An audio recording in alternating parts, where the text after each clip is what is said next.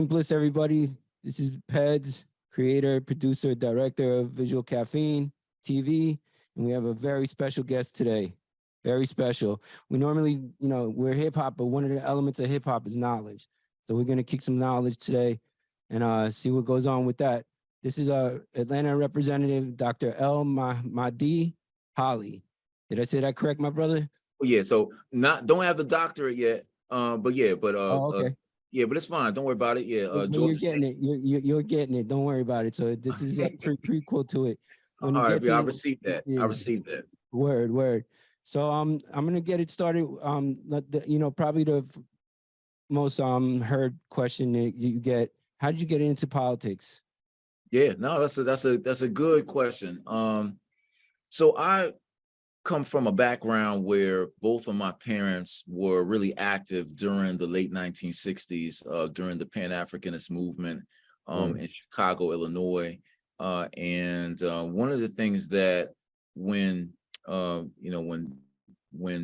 really they saw that the biggest thing that we as a people had not done was to institutionalize our values, that we can do a lot of rallies, we could do some planning in the back room and be able to organize in the community. But if we had not made a very concerted effort to make sure that the values that we hold dear are being inculcated in a youth, in a not just a program, but really looking at an institution. What institutions that do we believe in, and how do we invest our time enough to where we're, putting our values and making that a part of what it is.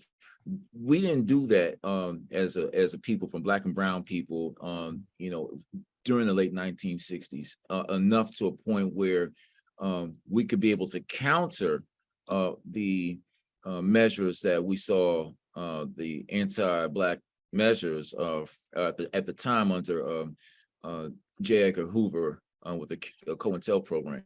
Right. And so my family made a very concerted effort to have us understand our value as a people, as an African people living in America. And so part of growing up, with an African name, growing up, understanding the value of making sure that our communities are supported and by being present to form our ideas in these institutions, that has always been something that my parents kind of put on me. Right. And I think just over time, yeah. That comes from the Black Panthers, the Young Lords, that whole movement in there. You got to go within to change the system. You can't just stand by and not vote and then complain. You can't. And I mean, that's what, when we look at, and you have to, when you're committed to the cause, as you know, there's plenty of brothers who are committed to the cause, many sisters who are down for it. But oftentimes, if we're staying on the periphery and we're not actually having, we're not making a real strong effort to go inside, yeah, we understand that the system, by and large, is not set up to see us. But if we understand the value in progress and know that, there's levels to this, that, yeah, I'm not picking cotton. Okay. I'm not harvesting sugar on a plantation where I'm not getting, I'm paid nothing. Right. But at the same time, our government is not very, it has made it very hard for us to be able to get contracts either through the state or the federal government to where minorities be able to actually have equity.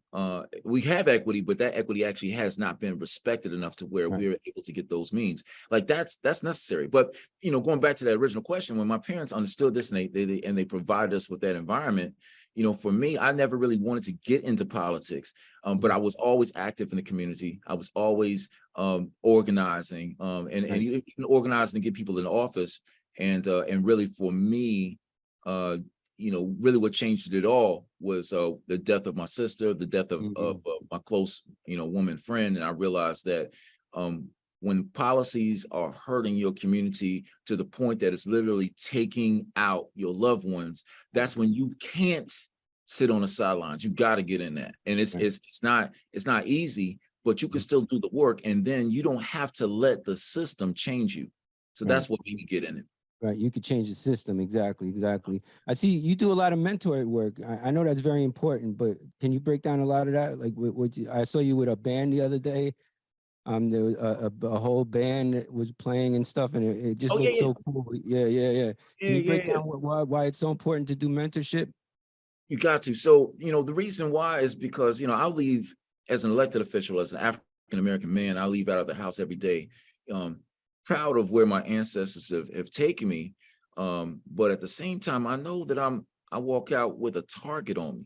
And the target Right. that's on me is the same target that's on you. It's a Mhm. target on all of us.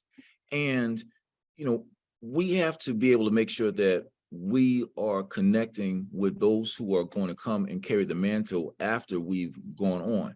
Right. That's how you beat the enemy at the game of trying to just target one or two or three of us. No, you defeat that type of energy by making sure that you expand the responsibility of making the strong stances on behalf of the community to others. So that means our young boys, that means even our young girls, Mhm. that means even those who may be adults, but they find themselves out of work or trying to get back in, to really do the public service job of making sure that people not only have access, but see that there's value in themselves. You got to stay connected. So yeah, if that means going out to a high school, and a local high school that at the time was battling a very bad press, which showed that they had a fight in the school, or they had a senior prank, and you saw the local public say, oh, well, they're bad. These kids need to, shut down the schools, suspend them all. And so, when I went to the school, it made me go to the high school and be able to talk to the principal, be able to talk. I think the principal wasn't there, but I was able to talk to the band directors there. And the band directors showed us that they're giving scholarships to these kids, and they're Right. bringing even some students who have lost their loved ones are coming into the program, and even being able to access music for the sake of mental health, to get them rewired and back to thinking of being like productive. Right. Well, you got to create the space to engage the community, to bring them back in. And then once you're there, Mhm. then it gives you the opportunity to change the narrative completely. And so now when I'm on these same social media applications, Mhm. that want to show them as being criminal or, up to no good. Well, here's the thing. I'll take that language, and I'll flip the language and say, yeah, these kids are uh coming together under the cover of darkness to do what the community is not ready for. And then you'll look over, and you see a young man on a soprano sax, another one's on a saxophone, another one's on a trombone, and to be Mhm. able to show that you can beat back from the negative attention that the media is putting out there to say that we're statistics, and we should be banished. Like, nah, I can use that same medium, and Mhm. I can frame it in a way that's going to get you hype like that, until you look at it and be like, oh, they really positive works in the area. So yeah, Right. that's how Well, they're not going to show the scholarship winners. They're going to show the ones that get arrested. bingo. Yeah, that's the Exactly. press. I mean, it happens all. That's why it's important for people like me and other people that have shows to spread the message. Show our Exactly. people for what they really are. Right. Yeah. Now, Atlanta, Georgia's got some issues. I know that New York City's not any better.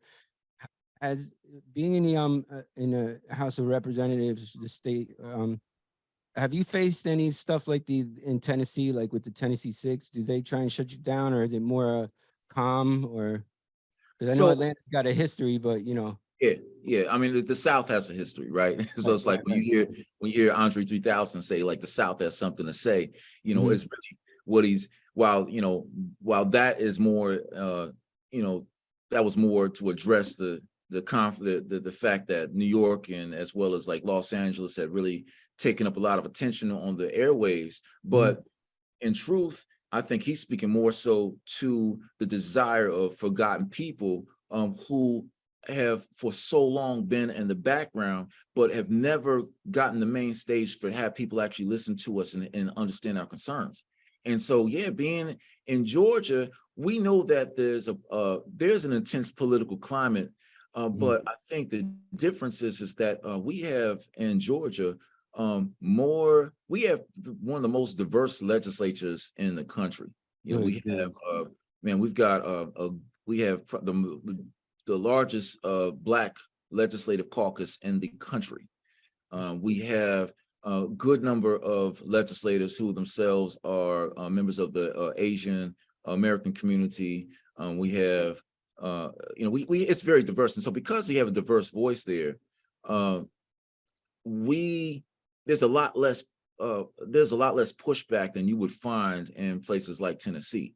Tennessee, their legislature has a lot of just white males, Right. conservatives. They have African Americans there who are state representatives and state senators. I mean, and there's something to really look out for. But not only Justin Pearson and Justin Jones, but you got Senator London Lamar, excellent sister. I mean, you got Vincent Dixie, who's there. I mean, these are people who are doing the work, but the makeup, the racial balance, a cultural balance Yeah. is not what it is here in Georgia. And so we're able to be more seen, we're more vocal. And so I don't think that we're going to probably find that the same legislation that they try to drop there, many times we'll see that legislation appear here because the NRA, the National Rifle Association, they've got a lot of conservatives in their pocket.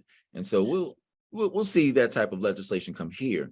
Right. But our community is a lot more diverse and more balanced. And what that does is that now changes the extremities of the bills that we'll likely see, because many times, especially when it comes to referenda, that has to get a 2/3 vote, they need our votes.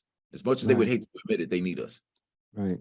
So I heard there's a thing called Cop City. Are you involved with the fight against that, or what is that? Is that really as big as they're trying to push it, or because the news doesn't show the truth all the time? So Yeah, it's really tough on that one. It's very tough. So, and I think that as I was literally thinking about, okay, someone's going to ask this question of us, and that's good for you. So here's the public safety training facility Mhm. is going to be built on a site in a forest that Mhm. borders on two counties: the main county that Atlanta is in, Fulton County, as Mhm. well as another county, which is, I believe, DeKalb County, which is, and so it's out in the forest of an area that used to be a prison work farm. Of course, it's not a farm in an agrarian Right. sense. Right. It's just a prison Mhm. complex that was had chain gangs from back in the day, and it's just kind of deteriorated. And Right. so there's been a push to build a training facility that's for public safety, that is not only for law enforcement officers, but it is also going to be a place for emergency services, fire services, Okay. hospital ambulances. Well, the problem is that we have seen in society that there's not been enough systems available to ensure that rogue police officers will be held accountable, as well as we've seen more police departments do their best to acquire decommissioned military equipment to be used against civilians. Right. So when you have over policing to the point where you're not having true community policing, true officers actually living in the communities, but instead you have communities which see officers who are coming in with weaponry that is more readily seen on a battlefield, Right. and that's literally that's inside the community. Mhm. It's going to create a level tension. Right. The other side is that the locally in Fulton County, the Fulton County Jail is heavily overly populated. Literally, there's been several deaths of inmates because of the overpopulation, Right. and so they're using the City of Atlanta jail as a spillover jail, even though that jail, the Atlanta City Detention Center, was supposed to be transformed into a community services center to give local charitable organizations an opportunity to get people right before they ever get locked up. So it's an anti-recidivist program, right? So because the city is now working with the county, and there's a lot more arrests, The pandemic, was we all saw, just basically when it swept through and stopped a lot of people from being able to earn a living, helped contribute to the spike in crime. Now there's been a strong effort by residents, as well as a lot of people who themselves are just upset with police all over the country not being held accountable in very serious ways for the deaths of civilians at the hands of rogue police officers. And so therefore, there's a lot of backlash that is developing about that project for Cop City. And so it's tough because for a lot of us in the legislature, we usually won't have much say about projects that are not inside of our district. And so for my district, I'm kind of far away from there. There's a stream of water that runs through there, which you can say is connected, but it's really not. It's more of an Atlanta Fulton County issue. But yeah, it's tough because I want to see that, I believe that, law enforcement, even though we understand in the South that, here law enforcement was more created in its earliest form to try to catch runaway slaves or runaway enslaved Africans. It was an attempt to try to catch them. That's how it started in the South. However, we all know that, if there's someone breaks into your house, if they steal something, you're gonna file a police report, because I'm sorry, the postman, it doesn't have the ability to go and arrest somebody. You're not gonna, you wouldn't expect to, you wouldn't expect to buy groceries from the mayor, right? There's, law enforcement officers, when they do their job right, they can be very effective.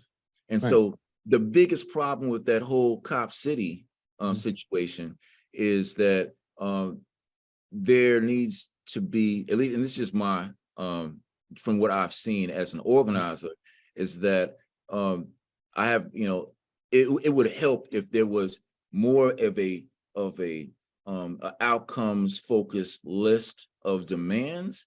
If there was more local participation coming from residents being able to voice out, rather than people who are out of town who fly in, and this is the cause du jour of the time. They'll speak about, nothing against people from having a cause that they feel passionate about, but if they're not living there long term, that's a tough argument, because again, as elected representatives, or elected the mayor or the city council, they have to do right by the voters who live in that area, not tourists, but voters, right? So you gotta have that. And I think the other side too, the hard case for the city is that when you have an Atlanta City Detention Center, which has not been converted over to help keep people out of jail, to help keep crime down, then what it means is that the city is spending too much of their time and their money, I think right now to the tune of $33 million towards this site, to give policing, giving those with the authority to make arrests more the focus of actually stopping crime, rather than trying to take that money and better help the community organizations that are already existing, already doing the work to help people keep them out of jail. That is, so I know that's big, but that's the whole scale of that public safety training facility, AKA Cop City, and why it's necessary to organize effectively if the people actually want to see that place, they want to see that place have an alternative installed rather than the current facility. Right. Yeah. No, it's hard to get people organized. I mean, I grew up around labor unions, the struggle, independence, Puerto Rico, apartheid, and it's really hard to get people motivated to do the things that they want. Even if they want it 100%, it's still so hard to organize them. So that's why you have to have elected officials that knows, that we're working for the community. But Yeah, people, and I think you also have to have the people themselves.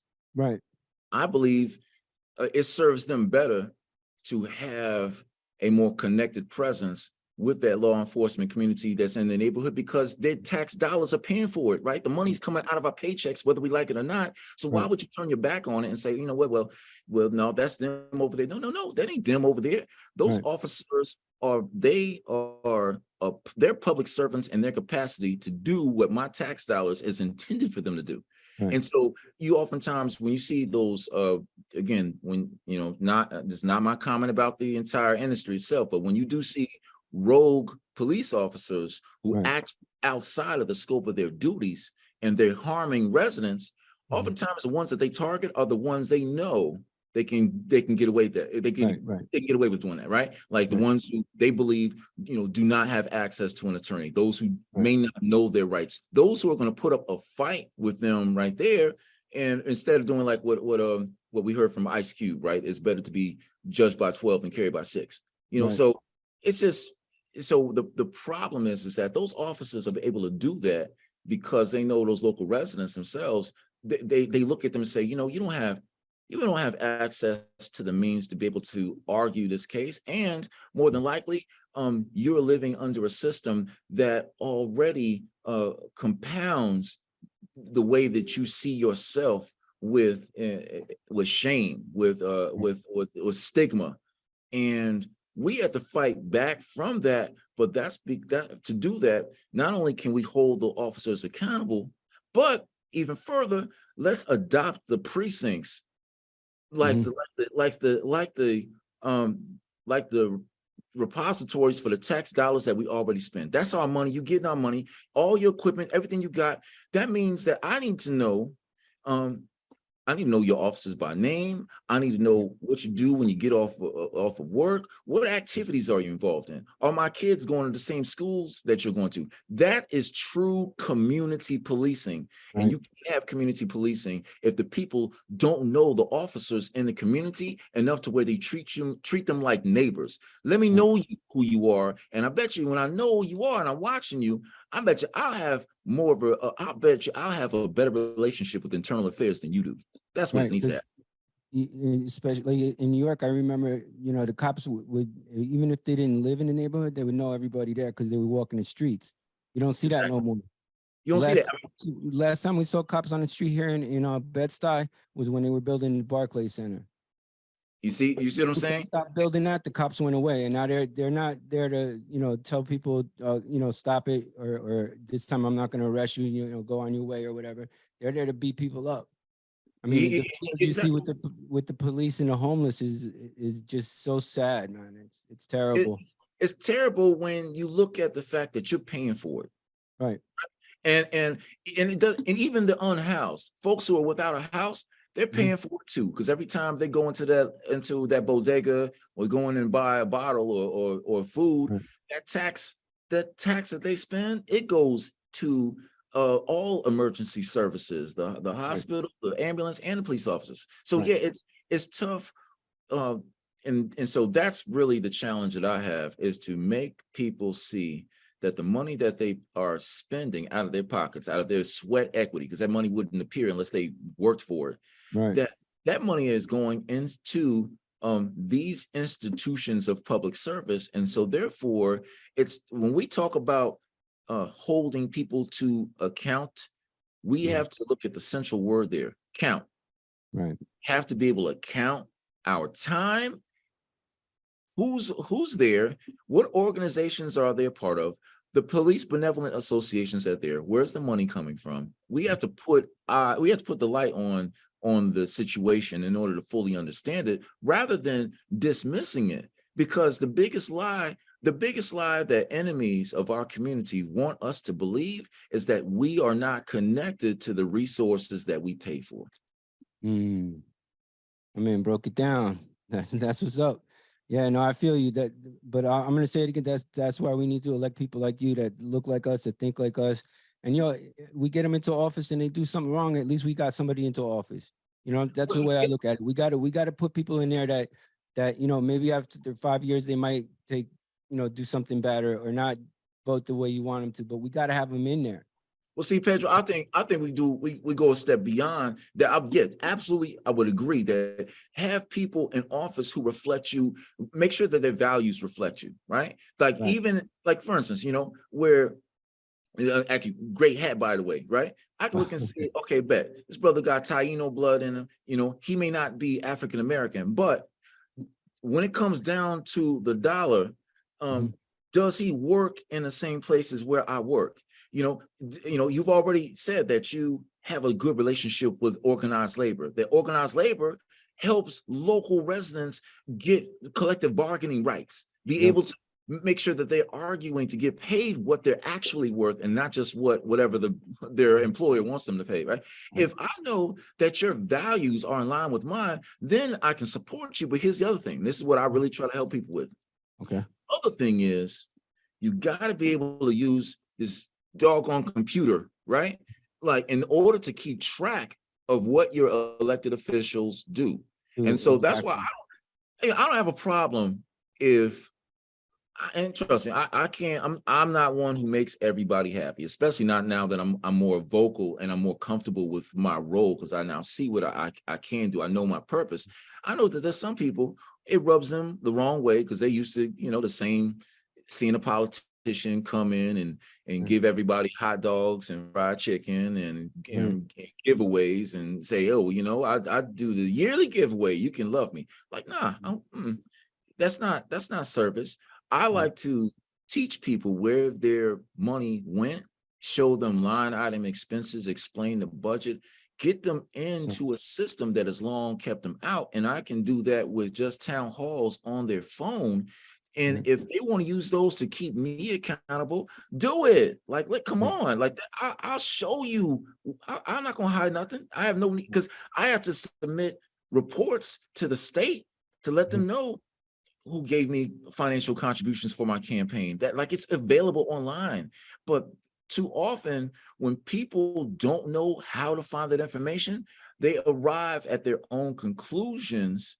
And sometimes it's harder to get them to see the light that's available. It's in their pocket. They just busy on TikTok all day or Right. or Instagram. One of these like, let me show you where your money is. Right.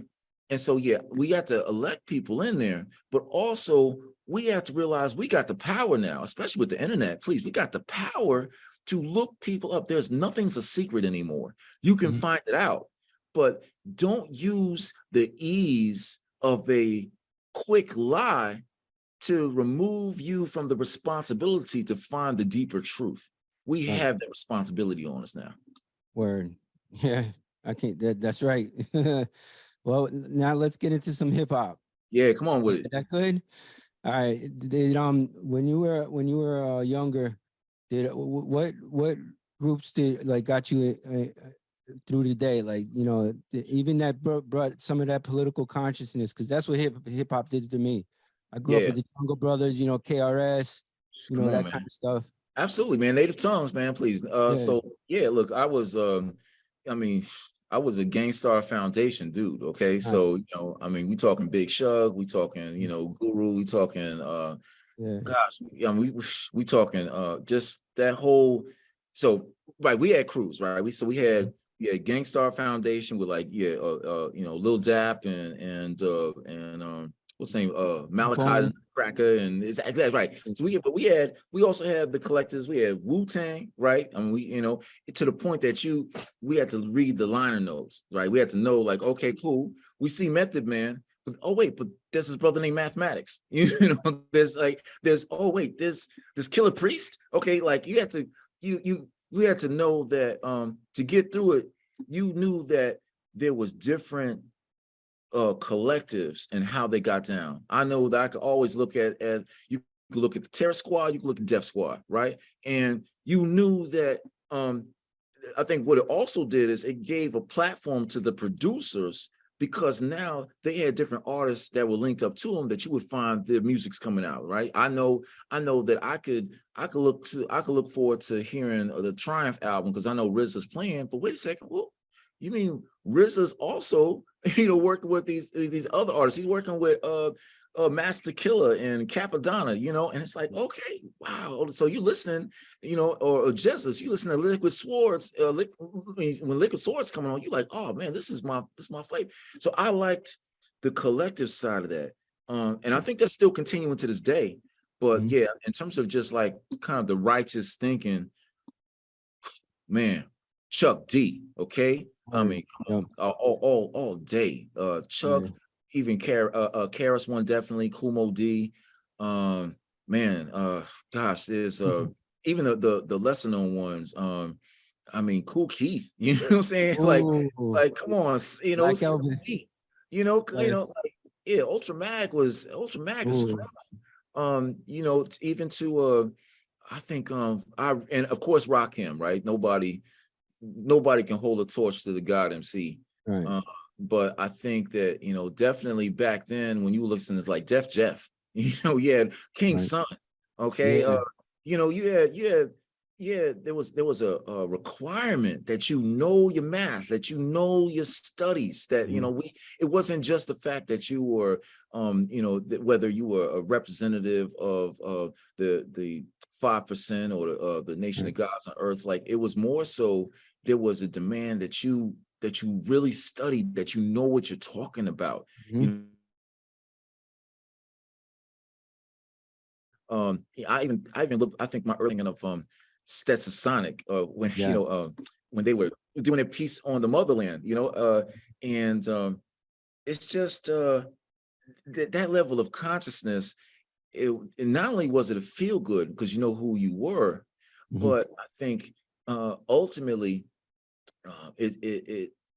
we're seeing people who have an understanding of where you are, then you know what is on you, know the responsibility on you to know more and to get back what the system has never intended for you to get, which is intelligence of your environment and the knowledge of your ability to overcome what is placed on you.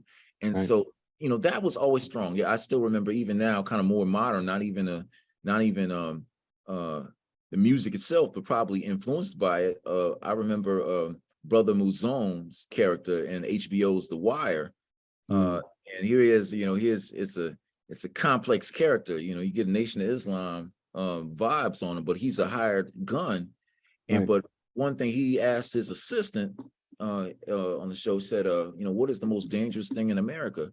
And his response was, you know, the N-word, you know, basically a brother with a library card.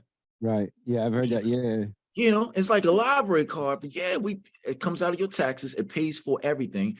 You know, libraries are not just books. They have research databases. You know, they have everything that small startup businesses or even enterprise corporations employees could want to get, and yet you pay for it. It's the knowledge. And so, yeah, man, that having an appreciation for knowledge, wisdom, and understanding has to be made essential to who we are, because then it breaks us out of the shell that we've been placed in, and we develop an appreciation for where our knowledge can take us. So yeah, man, I'm for it. Yeah. My story like that is, you know, my parents were, my stepmother and my dad were both union labor leaders. They were organizers, all of that. I learned more from hip hop. Yeah. KRS, Jungle Brothers, the whole Zulu movement. You know what I'm saying? I learned more from that than I did from school, from my parents. You know, you hear a sample and then you dig on a sample and then you hear that record and you're like, I won't listen to hip hop for a minute. You know what I'm saying? Like, that's what I've been into recently is, you know, mixes from the 70s. Yeah, come on, exactly. Yeah, I mean, incredible. And that's what everything now is corporate, and that corporate edge is taking away the knowledge and the street value of, you know, mentoring, because hip hop is mentoring. It's mentor, man. It's mentoring. Me coming out of the graph movement, the graph element, yeah, writing movement, you always have somebody that you can teach the styles to and stuff like that. You pass down the knowledge, you know what I'm saying? Pass it down. That's really what hip hop is mentoring, community action, knowledge of self. You know, people always, I used to hear this all the time from my brothers. You know, people forget about the fifth element of knowledge, but you can't do nothing without knowledge is one. Come on. You get to 2 to 3. Exactly. You know, I learned more about the Nation of Gods and Earth listening to Wu-Tang. You know what I'm saying? Like, I mean, and it really helped. It really helped. And It that's why helped. they're killing it with this stuff that's nonsense. Like I hate sounding old, you know, but the stuff that's out today really isn't really Talk about it, man. Look, right. you talking my language now, because I look at the artists, and I'm Mhm. just like, this ain't us, right? Like, Right. like we saw early on, like when like with Bobby Shmurda, and Right. then the ways in which kind of that drill language has come in. So whether you hearing it in Chicago with Chief Keef and Lil Durk, but then you look at New York and you're like, wait a second, Griselda, where'd it come from? And Right. and the fact that you just focusing only on like the drug trade, like we have variety, right? Mhm. We golden age, it had variety. Like, okay, that granted, you may have Cool G Rap, Mhm. talking about how he's doing, but at the same time, there'll be a flip on it, and he'll go straight to Poison, and like Right. Poison is Mhm. just like, it's a battle rhyme, it's straight battle, right? Mhm. That you'll have, there's a level of there was a level of variety of personality, and you knew that while you could spit it on one thing, that didn't have to be your only thing, that you could be able to have different areas. And so that's what I'm really desiring to see that more.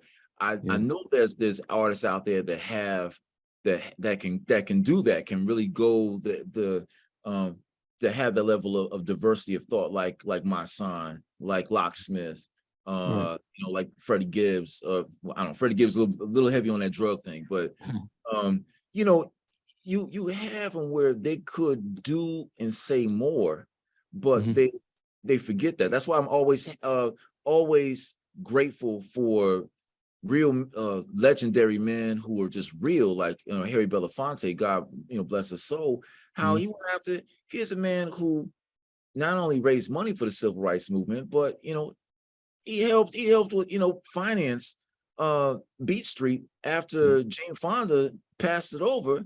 And Mhm. so he's there, right there with Grandmaster Cass and Cool Herc, Mhm. and help build the foundation Right. with Grandmaster Flash and Africa Bambaataa. But he didn't stop there, and he was able to bring that responsibility straight to Jay-Z and Beyonce. Like, yo, y'all made it, but you still have the responsibility of the generations who allow for you to be able to even speak on a microphone, to be able to do for communities of Right. of the historically marginalized. Just because you made it up doesn't absolve you of the responsibility. So Right. yeah, man, I'm with you. I would love to see that from artists now, Mhm. and so yeah, that's why I'm glad when I see Black Thought still doing it. I'm glad when I see Yeah. Common still. I mean, Common is just, he's taking off. I'm glad when I even see Elzai Mhm. still doing it. Elzai is, I hated that he, the circumstances that had him break from Slum Village, but brother's still flowing. And it's good to see Yeah. Nas still going. Like, I, Yeah. I love seeing that. But yeah, Nas's latest album with that dude Hot Boy is the whew, 3. come on, Yo, come on. he's still, yeah. I don't like all his choices on beats over the years, but that dude is a poet. He's a Yeah, rap yeah, poet. dude. Yeah, Nas with Hit Boy, like, this was, come on, like the piece when he did with my joint with that he did with Miss Lauren Hill, Mhm. was it Nobody, right? Mhm. Some no, is that what it's called? Or Some Place to Be Nobody? I don't I even forgot know. what it is. I'm bad with names of Yeah, but songs. oh man, like, it's the just it was Right. nice, because usually, like, Nas will do more of his production with like Premier, or with like Salam Remy, and to Yeah. see this Hit Boy, Hit Boy hooked him up. Like, Yeah. it's nice to see guys who can still hold it down, and even women who can still hold it down, but also to give the light to the producers who have always kind of remained in the background, right? Right. Yeah. Yeah. Behind the microphone, and you got the brother with the mix. So it's like good to see that going. I just Right. want to see, I love to see more artistry, and that's the problem. Right. I'm Right. seeing more entertainment, um that is not becoming artistry. Take me to a place where I haven't been yet. And Right. so it's cool. You tell me about what's in your neighborhood. Okay, bet you did that. Mhm. Graduate me, move me up. Right. Yeah, Grandmaster Caz, you know, mentioned him. That brother is nasty. He still rocks it. You know, yeah. Look, if it was no Grandmaster Caz, wouldn't be no Big Bang Hank, right? Right. See, I'm spoiled out here in New York because they got this series Crotona Park and in Marcus Garvey Park up in Harlem, where they have like, you know, DJ shows, and you get to see Grandmaster Caz host it and rip it, and people are like, he's still rocking. Like, this dude is ridiculous. You know, you got Large Pro watching Lord Finesse on the ones and twos. Like, he's a fan. You got Large Professor getting away, you know, to get on that Turner tables. Yeah. But one of the things that really stopped this stuff out today is the death of a DJ in groups. Because the DJ would let people rock. Like, Cypress Hill still uses DJ and they kill it. You know what I'm saying? Right. And I mean, they don't have the DJ no more. Well, exactly. DJ's not there. It's like, yo, Muggs is, come on, like, you know, like all the I think what if it wasn't for Muggs, we wouldn't even be appreciative of like Funk Dubious. Right. Is I mean, look at you know, like I won't comment on it. I think like YouTube Vlad TV has said, you know, has had so much to say about like the death of Jam Master Jay, but like you know, and the streets have had a lot to say about it, but like the fact that you had real pioneers who will sit and take the time to understand it. You know, even think of like how when Primo had to develop his skills, right? After you know, I remember when Gangstar dropped like their first album, No It's the Nice Guy, and that wasn't even like, it really wasn't Premier on the beats. It was the studio guy putting that together. And then on like the follow-up, it's like, okay, got you. It's when you start listening to like BYS, you start listening like, okay, what is Premier doing on the beats, that he's actually chopping these things up, and the interludes are just as fire as the actual track. So yeah, you know, by the time you're hearing yeah, man, I think, like literally when you start listening to like from Hard to Earn and I really all the albums, all the way up to the Owners, it's just you know, Primo, for being a brother who was a Texan, right? A Texan, Prairie View A&M University, and yet this brother basically helped craft a real boom bap sound that just sounds like, you know, pre-gentrification New York. Okay. And, you know, it just, and it's raw, and to the point that it's not just his group, but he putting Billy Danze and Lil Fame on it, and they tearing it up to the point that like, even as a, yes, we can all be professionals wearing nice suits and ties and all it, but you know what? I can get in my car, and the thing that still motivates me to read through bill drafts or to go to town halls and talk to residents or to look through a $32 billion budget is how about some hardcore? We like it all. How about some hardcore? Yep. Yo, speaking of Muggs, you know, he's got a album that just came out with Madlib. And brother, come on, man. It was crazy. It's crazy. I was like, what? It's a shame that we got to wait for people our age to put out some good tunes. You know what I'm saying? But you know, but I like that though, right? We mentoring. And the thing is, it's still a variety, right? Because Madlib is still like, you know, not only could, you know, he be able to, you know, work with Jay Dilla, you know, God rest his soul, and Zev Love X, who's MF Doom, right? Doom, God rest his soul. You know, but then he went and put out Yesterday's New Quintet. And you just like, whoa, man, this is like jazz. This is like a fusion jazz element that our parents played, right? So it's and so that's what I like, is the fact that, you know, true artistry, that they didn't just remain in hip hop. say, yeah, what we do here is good, but they expanded it. You see, like Ali Shaheed Muhammad, when he expanded, whether Lucy Pearl or doing beats, for soundtracks. When you see Q-Tip doing that, please, Q-Tip amplified all day, right? Like, it's that level to say, if I can create great music here, then I can go further. I'll even add one who many of us don't even figure because he's overseas. And that's Goldie. Okay. Yeah.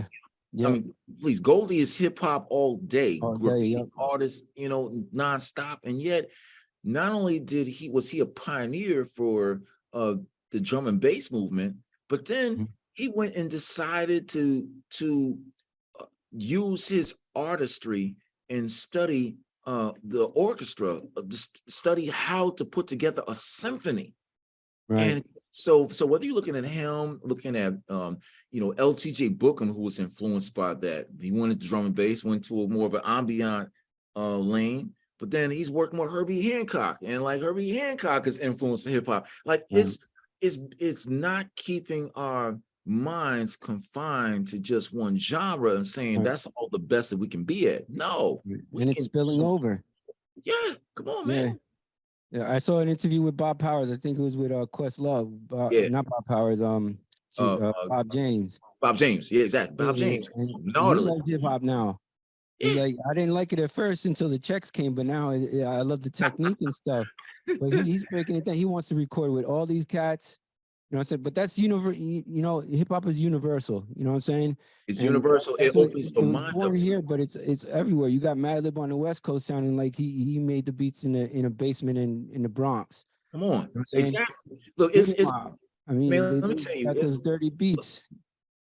Exactly. Goody Mob. I mean, the fact they changed it, we had Gip here, Big Gip, big shout to that brother.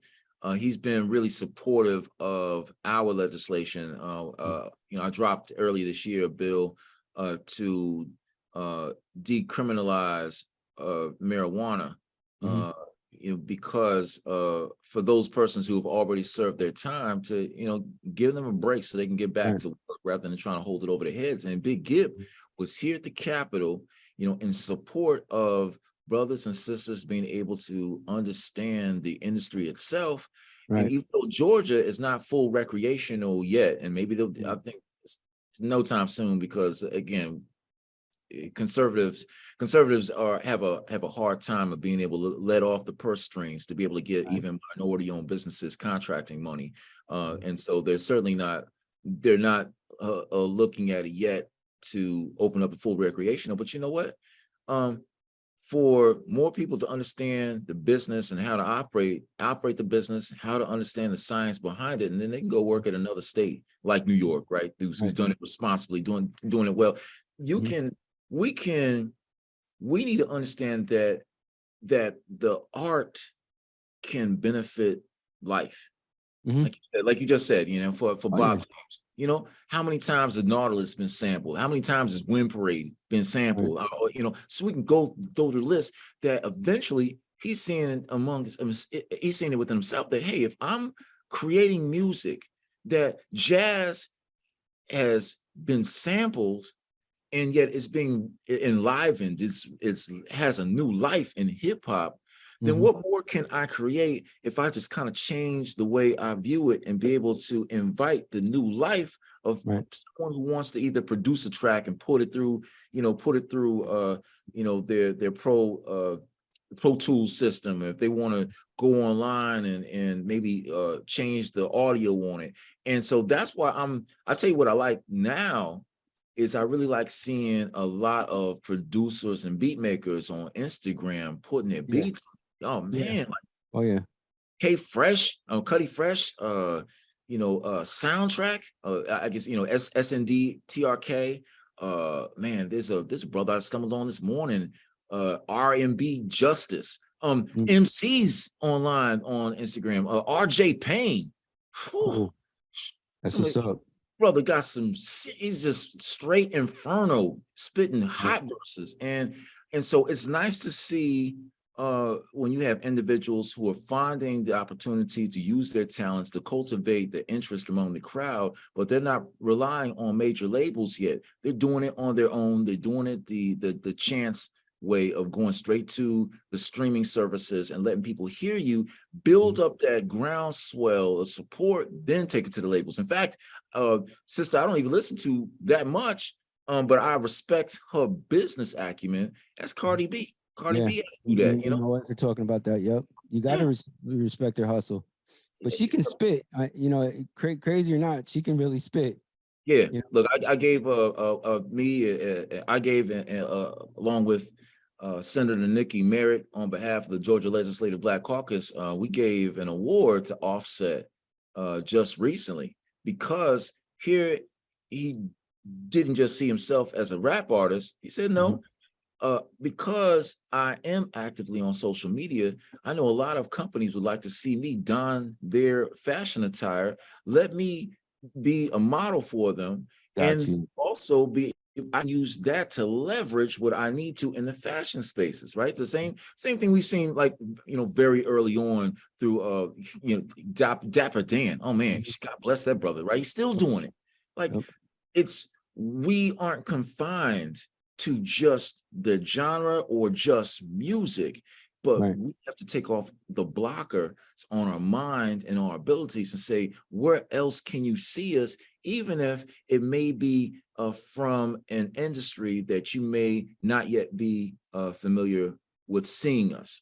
That's the best part of it, is that, and that's why I'm glad for you, Pets, because you're not only continuing to do this because you're true to it, but you still see that the culture in itself can find new life, whether it's, whether it's being able to take, large scale bombing campaigns on the side of a Norfolk Southern, freight car, and then being able to put it on your wall as a piece that anybody can enjoy, whether you are somebody who is a middle-class worker, or you're somebody who is an executive vice president, you got some bank, you're a C-suite. Guess what? You can still have a piece of the culture by actually buying it and getting a professional artist who now is doing it legally, and you're able to put it up there. That's a strong piece, man. Word, yeah. Well, I had to give it up because the wife didn't want to bail me out of prison. You know what I'm saying? So I got the ultimatum on that. But yeah, no, I fully appreciate what you're saying.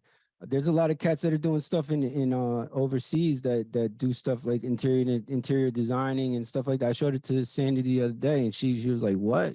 I mean, they're the letters and stuff, the letter forms. Yeah, it was meant to be, because a lot of people in Europe are more open. They're more open. They're open to the culture, whereas here they're open to maybe the music, but not the culture.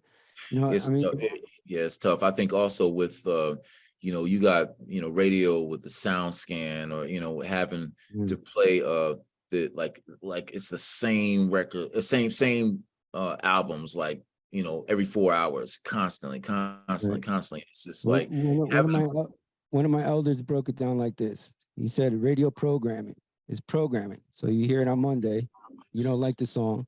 On Wednesday, you hear it again, you're like, oh, okay. By Friday or Saturday, you're like, yo, that's the, that's what joint, exactly, right. Programming. That's why I don't listen to the radio no more. Yeah, it's you have to watch your eardrums for what it inspire you to do, because you're right, it's total programming. And so we're what need is there for AI and bots if we the bots? Okay, because because really what's happened as well is when we aren't exposed to people who have uplifting messages about who we are, and we're constantly hearing about I'm a Cappy with the blicky, and got the Draco, and it's just like this is like the immaturity to think that if you spit the violence, it's not coming back home. It always comes back home. Exactly. So you hot for the song, and then what happens when people out there are like, oh, wait a second, you actually got to live what you speak, and you got the folks like, yeah, I'm ready to live, but guess what? your daughter and your son ain't ready to see you in a grave. Right, right. Not ready to see, they're not ready to see their mama have to date somebody else because their daddy got 5 in his head. Like, Right, what's, it ain't about you. But right, unfortunately, I think that is also a demon of capitalism, which is extreme individualism, extreme right, focus on yourself and nobody else. right, And we can operate in the system, but it doesn't mean that the system has to be inside us. right. That's dope. That is dope. Yo, can't I don't know what else to say because that you just broke it down right there, man. That's like Thanks. that's dope, man. Yo, Yeah, I would shoot. I'll probably say this, man, and this is to anybody out there who wants to run for elected office. Again, I I was didn't. gonna ask you about that. All right. Yeah, I didn't have the desire to run ever. My dad. Now I will say this. My dad always he would always speak it into me even as a kid, a young man. He started saying, you know what, you're gonna be mayor one day. You're gonna be mayor one day. You're gonna be mayor one day. I told him, I said that I don't. I said, I said, but what does a mayor do? Because what was more important to me was not the title that you carry, but what you did with it. Right. So that's why I was like, I don't need to do that.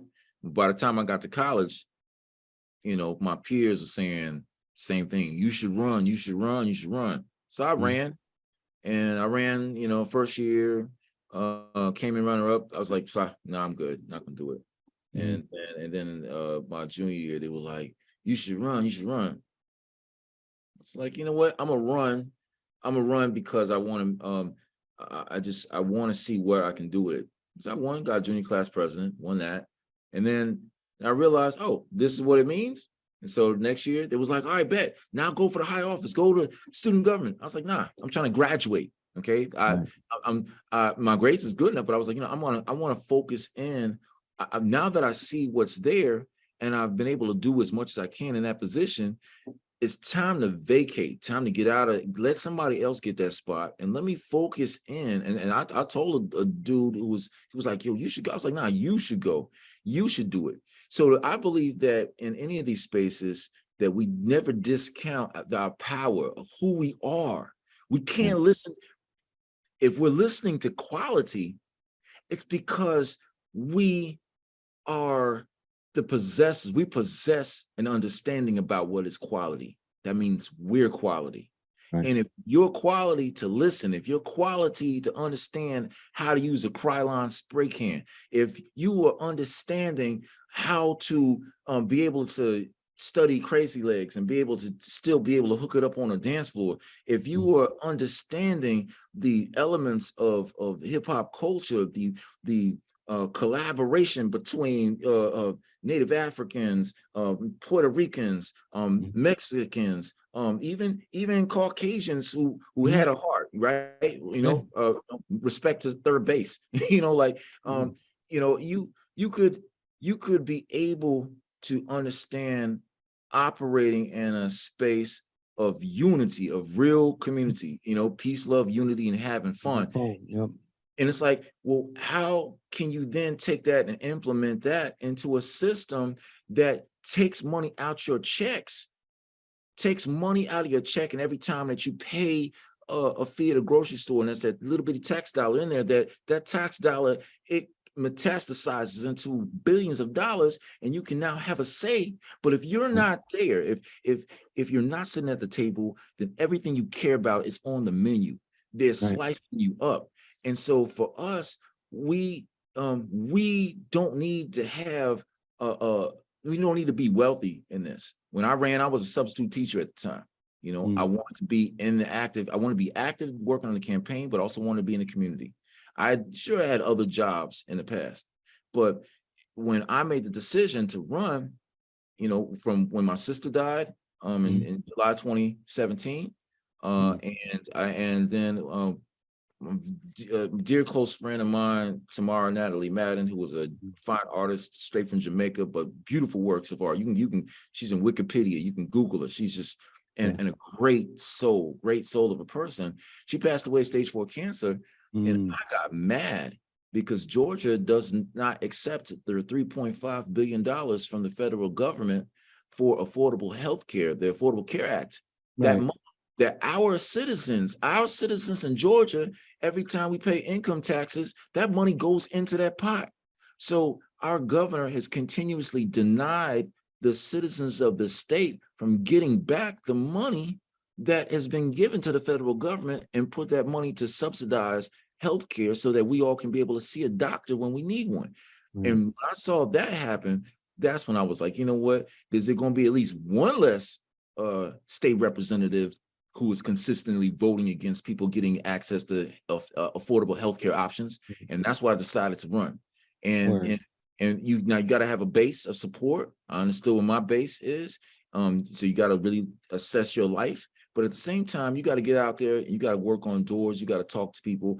Please don't be a lazy politician and just thinking that, you know, some fried chicken and hot dogs is going to get people out. Like, nah, you got to actually meet with people. And so, you know, if I'm having to fill out applications for jobs for people who are semi-literate or maybe, you know, helped a good person whose eyesight was deteriorating to help her get rental money for her living situation.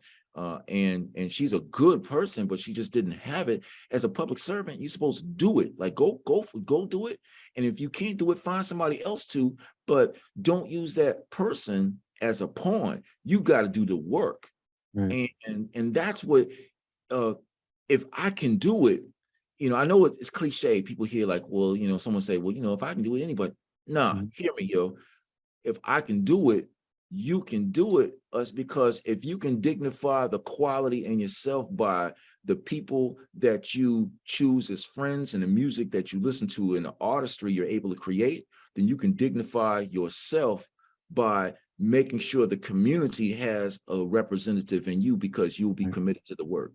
Word.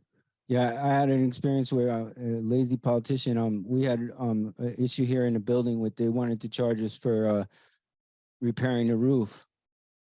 Yeah, there's a thing here in New York where they can do that. The landlords and all that, they can do that. They can charge you for, you know, but we didn't know. They wanted to charge us $50 for each room. So we created a tenants organization in the building. And I started to go to, that's when I got not involved per se, but I woke up to local politics. And I went to a meeting that was supposed to be for, you know, tenants of Bed-Stuy. And I'm not going to say the representative's name, but when we got there, I was the only one that was there, not in a suit.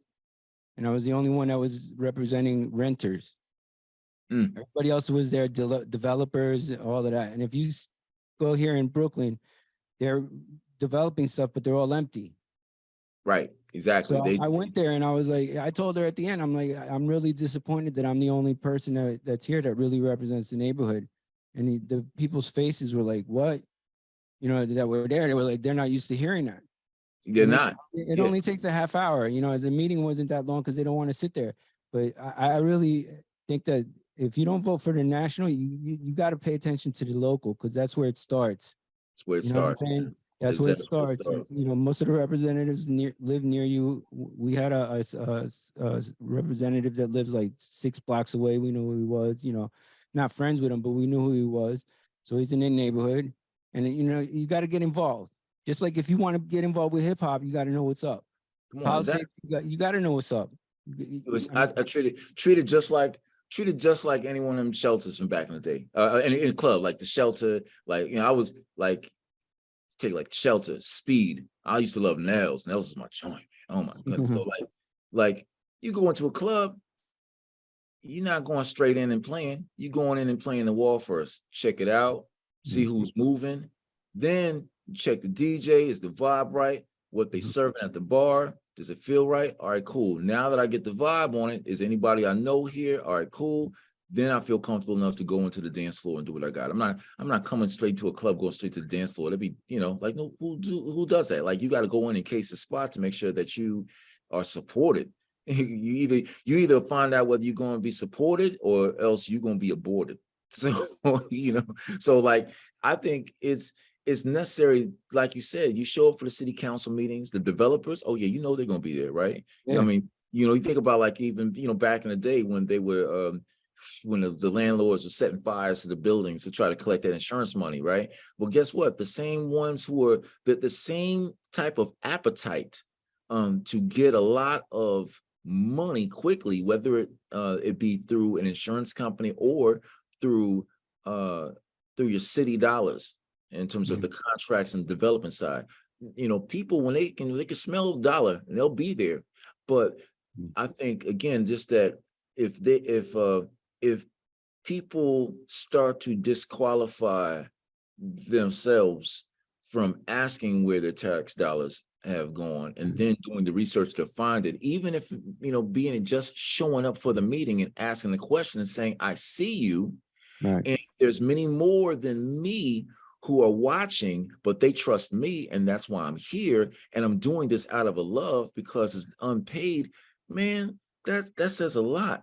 But Right. you know, even further for those developers, you can always, especially if it's you can always do an open records request to see exactly what they've contracted. And so that's what I mean. People being able to use the collective bargaining process, understanding the process that labor unions use, and then be able to apply that in other areas so that whether it's a corporate actor, whether it's a private company, whether it's a city councilman or the public advocate or the mayor that doesn't want to see you, no, you see them, but now you can have very real data, real information that will always be available to the press because the press loves good stories. You can give them.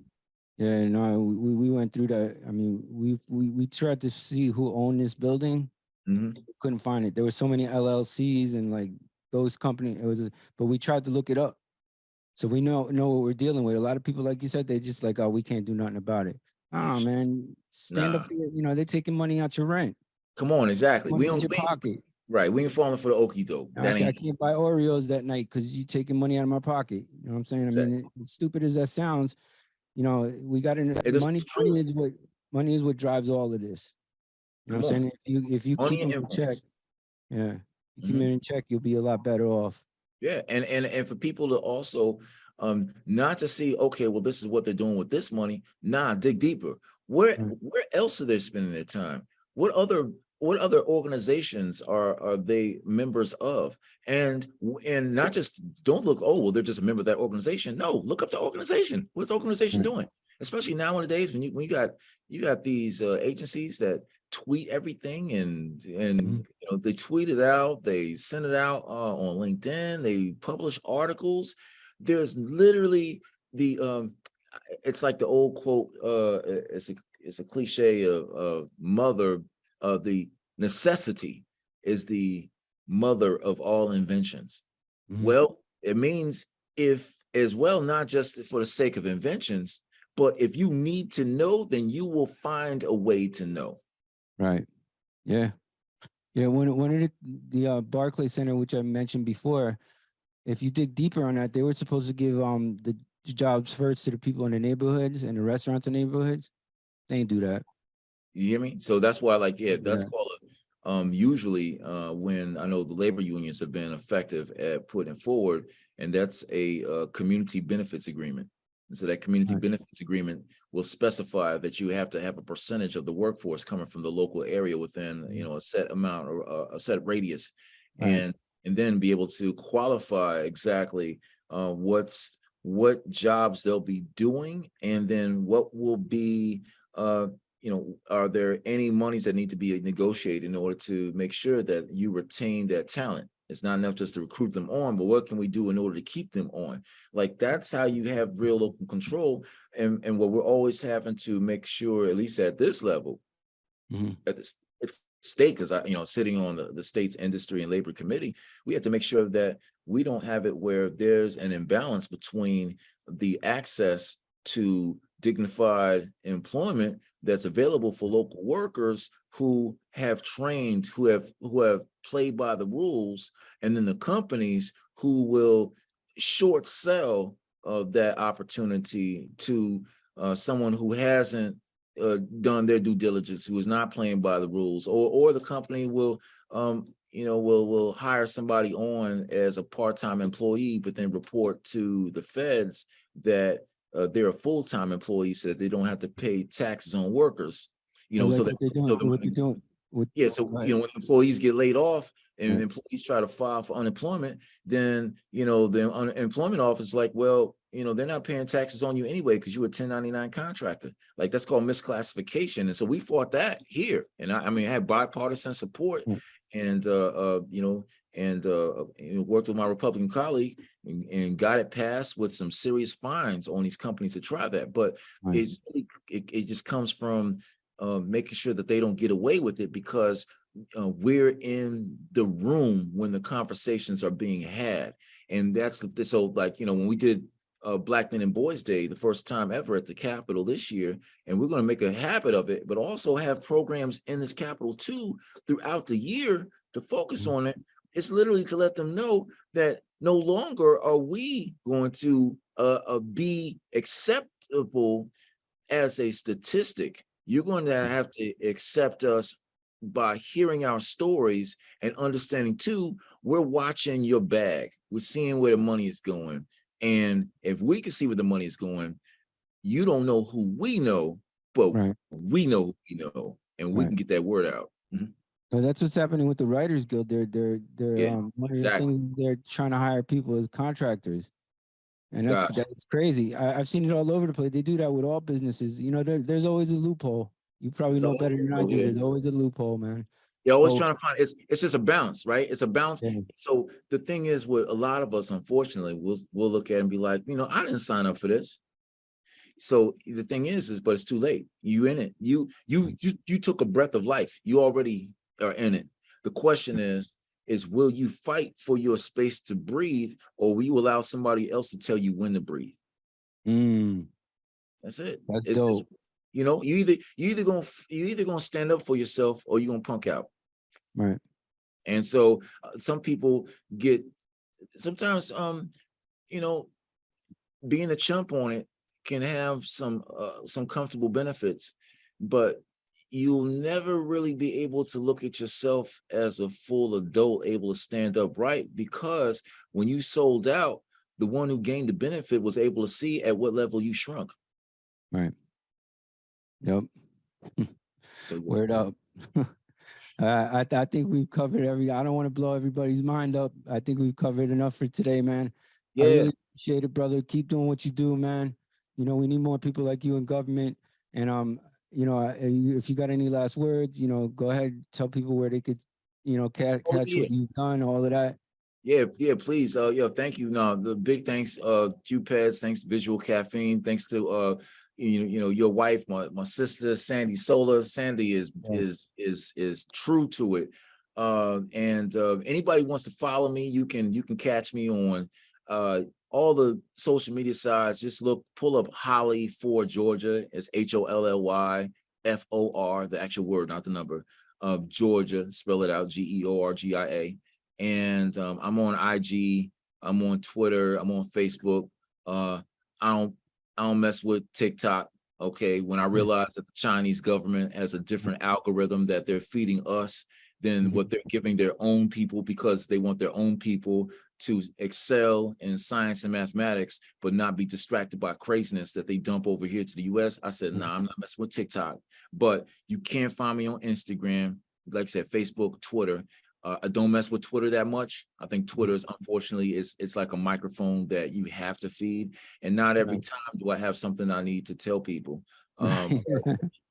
But definitely, because I'm more driven by the arts. Mm. You can find me on IG and Facebook, and I will be on. And I love Clubhouse as well, man. Clubhouse, Okay. oh man, it helped the brother stay connected during the pandemic. And a lot of the people that I've actually met on there are just really good people. So yeah, look for me on there. I'll be under my name. Word. Yeah, Thank you very much again, man. yeah, Keep up what you're doing, and we'll keep in touch, definitely, man. definitely, man. That's happening. So yeah, yeah, Word. All right, and everybody. really, last thing I'm gonna just say, Okay. thank you to all of the loyal subscribers to Visual Caffeine TV. Do Yes. yourselves a favor, go on and hit that subscribe button there, because you know this interview, if it went well for you, I know I'm talking to Peds. We're gonna get him in line with other people to be able to help bless you all. But thank you for being true to this, because you understand that the culture wasn't for a period. Nah, the culture is for life. We're true to this for Yes. life. Word. Thank you, brother. Yeah, no problem, bro. All right, Peace. everybody. Peace.